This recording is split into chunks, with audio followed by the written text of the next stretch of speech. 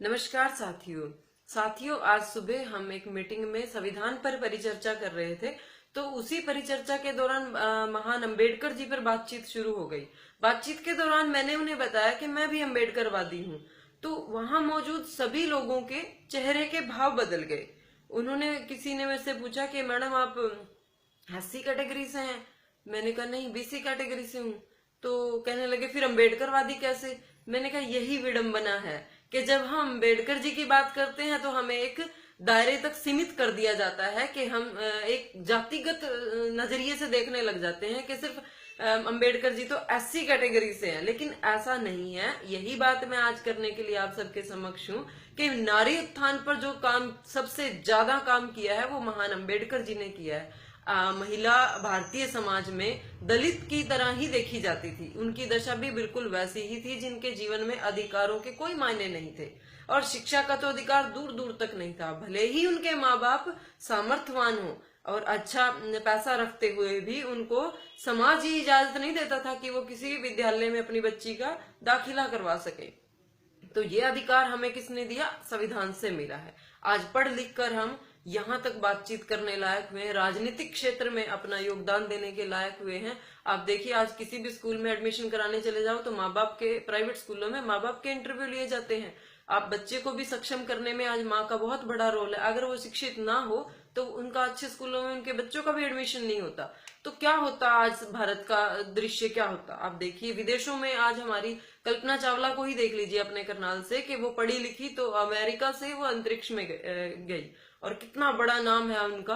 तो आप वहां तक की कीर्ति कैसे प्राप्त करते? आज आपका क्या स्थान होता जो आप विश्व गुरु की बात करते हो? और संविधान अगर महिला का उत्थान ना करता तो आज हमारा विश्व में क्या स्थान होता? भारत की आधी जनसंख्या तो निरक्षर रह जाती। निरक्षरता से बड़ा कौन सा अंधकार है? सबसे बड़ा अंधकार तो यही है जो सारी योग्यताओं को लील लेता है। तो मैं ये कहना चाहती हूँ कि अपने जो महापुरुष हुए हमारे, उनके योगदान को जातिगत मत कीजिएगा और उनकी मतलब जो उनका कीर्ति है, उनका योगदान है, वो सीमित नहीं रहा किसी एक वर्ग के लिए। उनका सभी वर्गों पर बहुत बड़ा कर्ज है। महिला को देख लीजिए आप, आज संविधान को ताक पे रख के महिला का मंदिर में जाना भी वर्जित कर दिया। सबरीमाला का आजकल आप जिक्र सुन ही रहे होंगे। तो परंपरा को ऊंचा कर दिया गया है, कानून को ताक पे रख दिया गया है। तो क्या होती आज हालात के? परंपराएं तो बहुत गलत थी, महिला को ही लेके ही थी सारी परंपराएं। तो कम से कम संविधान ने उन परंपराओं से ऊपर उठने के लिए हमें एक राइट्स तो दिए कि हम अपने लिए आवाज उठा सके। अच्छा, अगर नारी उत्थान की बात की जाए तो संविधान से मिलने वाले सभी अधिकारों का तो फायदा हम अन्य वर्ग की औरतों ने ही उठाया है। दलित महिला तो आज भी सभी अधिकारों से वंचित ही है।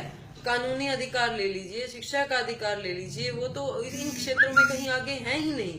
और जो अचीवर्स हैं महिलाएं, जैसे इंदिरा गांधी लगा लीजिए या कल्पना चावला लगा लीजिए, या आज बहुत बड़ी बड़ी कंपनियों की सीईओ जो औरतें बन चुकी हैं, वो कोई दलित महिला नहीं है।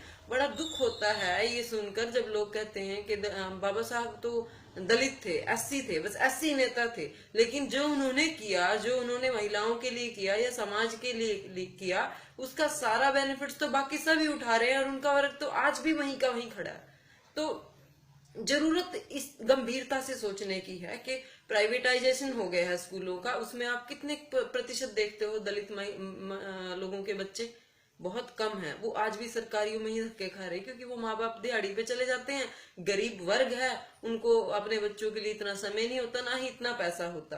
तो कुल मिलाकर क्या हो रहा है कि आज भी धनाढ्य लोग ही संविधान के पूरे बेनिफिट्स ले रहे हैं और वही लोग आज अंबेडकर जी को कैटेगराइज कर रहे हैं, यानी कि उनको, उनके खिलाफ आवाज उठाने वाले भी वही लोग हैं जो इस काबिल हो गए हैं, सक्षम हो गए हैं संविधान से कुछ पाकर। तो वो जो लोग जिनके लिए आप कैटेगराइज करते हो वो आज भी वहीं के वहीं हैं। तो थोड़ा सा संवेदनशील हो जाइए, सिर्फ सामाजिक सोचिए। मैं ये नहीं कहती कि राजनीतिक परिदृश्य में देखिए। अगर आप सामाजिक देखेंगे तो आपको महसूस हो जाएगा कि समाज का वो तबका आज भी वहीं खड़ा है। तो हमें थोड़ा सा संवेदनशील होने की जरूरत है। इन्हीं सब शब्दों के साथ मैं अपनी बात को विराम दूंगी। आप लोगों को चाहूंगी कि आप लोग समझें और चिंतन करें। बहुत बहुत धन्यवाद।